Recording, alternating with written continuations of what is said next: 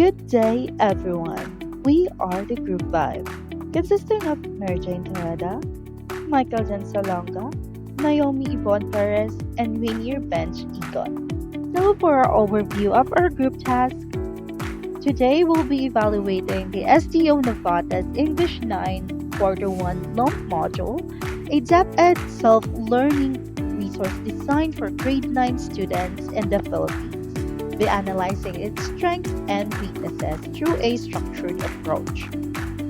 Introduction to chosen materials and framework connection for our presentation titled SDO Navotas English 9 Q1 Lump Module. We're focusing on this module as it aligns with Tomlinson's 2018 Principle of Effective Materials, which we are using as our evaluation framework to assess a key aspect of our meaningful exposure to language, learner engagement, opportunities for authentic communication, autonomy, and cultural appropriateness. We divided the evaluation as follows. I will be introducing the framework, Rainier will be covered the content, pedagogy, and linguistics, Mary Jane will be handling cultural aspects, and Naomi will discuss design and synthesis.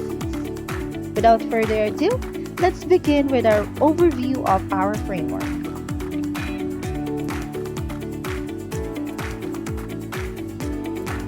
And so, using Tomlinson's framework, we'll assess how this module promotes language acquisition. For instance, does it engage learners cognitively through challenging tasks and questions?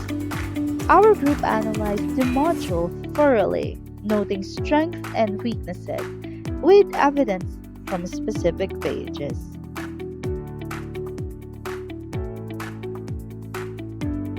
In terms of content, the module covers relevant topics like environmental awareness, aligning with grade 9 most essential learning competencies on page 3. This provides meaningful exposure to language as per Tomlinson 2018, with accurate information on local issues. A strength is the balanced coverage of skills like reading and writing exercises. However, weaknesses include repetitive tasks that don't fully engage learners cognitively. For example, on page 5, activities are mostly comprehension questions without deeper reflection. Overall, it meets basic needs but could improve for better autonomy.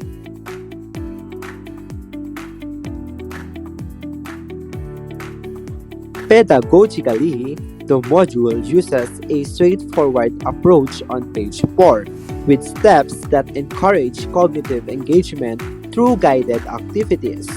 According to Tomlinson, this allows for learner autonomy as students can work independently.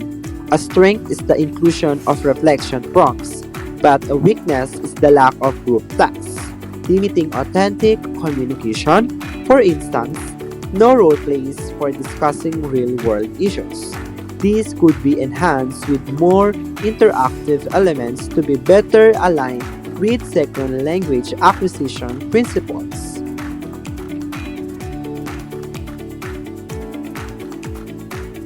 Linguistically, the module on page 6 uses appropriate vocabulary and grammar for grade 9 learners, offering meaningful exposure as Tomlinson suggests. Strengths include logical progression from basic to complex sentences. However, weaknesses arise with overly academic phrasing, like instructions on page 7, which may not support authentic communication for all students. To improve and real-life examples from Filipino context to enhance engagement.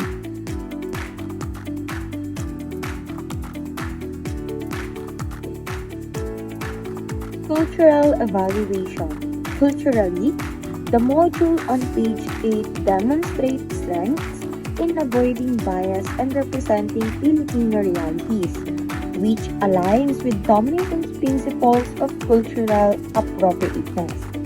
This helps in promoting inclusivity by focusing on relevant cultural elements. But weaknesses include a lack of broader cultural inclusivity, which could limit learners' ability to reflect on a diverse perspectives.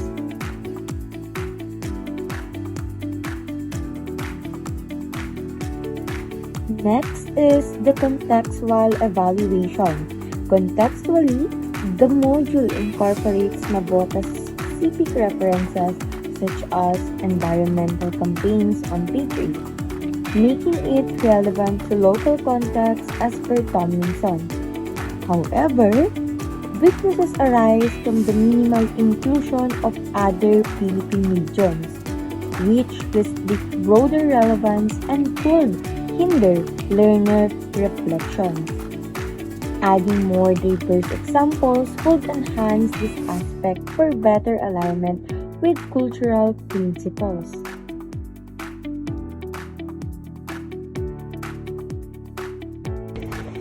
Thank you, Mary Jane. Now that we've explored the cultural and contextual aspect of the module, let's move on to another essential dimension, its design and technical features. In this part, I will evaluate how layout, visuals, and accessibility contribute to learner engagement following Tomlinson's principles. In design, the module's layout on page 2 is notably user-friendly, with clearly defined sections that enhance accessibility. This directly supports Tomlinson's principle by ensuring all students can navigate and engage with the content effectively. Strengths such as the use of simple, readable fonts further improve legibility for diverse learners, including those with visual challenges. This makes the material more inclusive and aligned with Tomlinson's emphasis on meaningful exposure. However, weaknesses like the black and white format and lack of multimodality, such as images or interactive elements, limit visual appeal and fail to stimulate effective engagement. This shortfall may lead to decreased motivation among grade 9 students who benefit from dynamic and colorful learning materials. To address this, adding features like QR code for online resources or incorporating visual could significantly enhance the module. These changes would create a more immersive and interactive experience, fostering stronger learner motivation and reflection as Tomlinson recommends.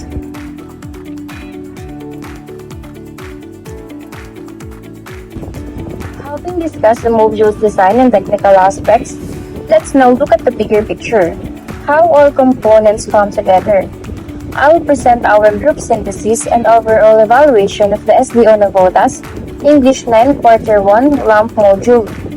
In summary, the SDO Navotas English 9 Quarter 1 LAMP module aligns with the Tomlinson's principle in providing meaningful exposure to language and cultural relevance, especially in terms of content and pedagogy.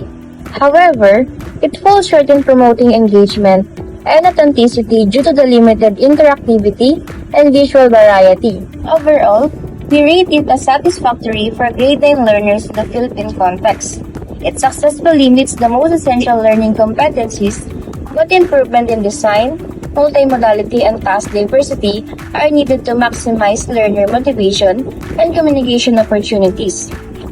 By refining these areas, the module could better embody Tomlinson's vision of materials that not only inform but also inspire students to use English meaningfully in real-life contexts.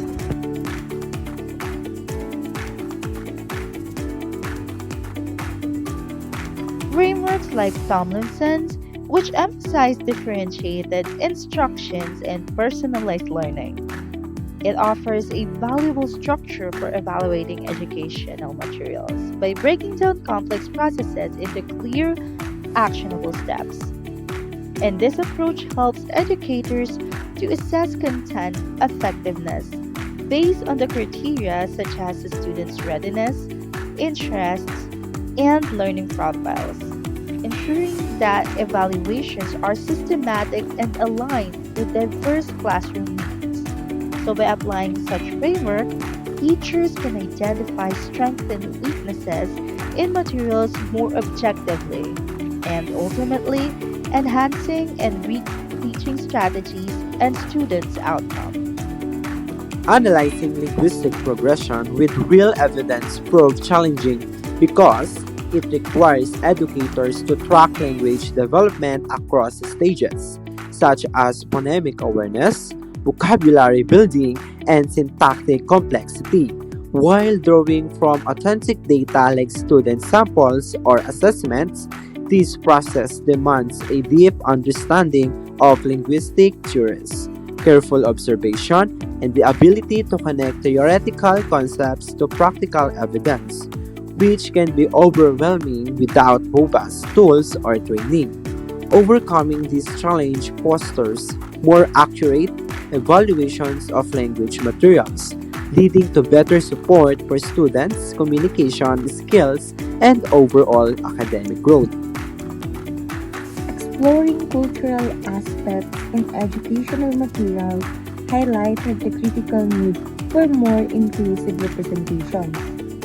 As traditional resources often overlook diverse cultural backgrounds, leading to stereotypes or marginalization of underrepresented groups. This revelation underscores the importance of incorporating multicultural perspectives such as stories from various ethnicities, genders, and abilities to create a more equitable learning environment that resonates with all students. By prioritizing inclusivity, educators can promote empathy, cultural awareness, and a sense of belonging, ultimately enriching the educational experience and preparing students for a global society. This evaluation process will serve as a guiding framework for selecting materials that truly engage future students by emphasizing criteria like relevance, interactivity, and alignment with learning objectives, ensuring that resources are not only informative but also captivating. By reflecting on past analysis, educators can prioritize materials that incorporate multimedia, real-world application, and student-centered activities, fostering deeper motivation and retention. This approach empowers teachers to create a dynamic curriculum that adapts to evolving educational needs, ultimately enhancing student engagement and success in the classroom. Thank you so much for watching and joining us on our insightful journey into educational evaluation. It's a powerful tool that empowers us as teachers to refine our approaches, select more effective materials, and create inclusive and engaging learning experience for every student. By embracing frameworks like common sense and reflecting on challenges such as linguistic analysis and cultural representation, we not only enhance our teaching practices, but also foster a more dynamic and equitable classroom environment. Remember, through thoughtful evaluation, we can unlock the potential to inspire and guide future generations. So, let's continue this vital work together.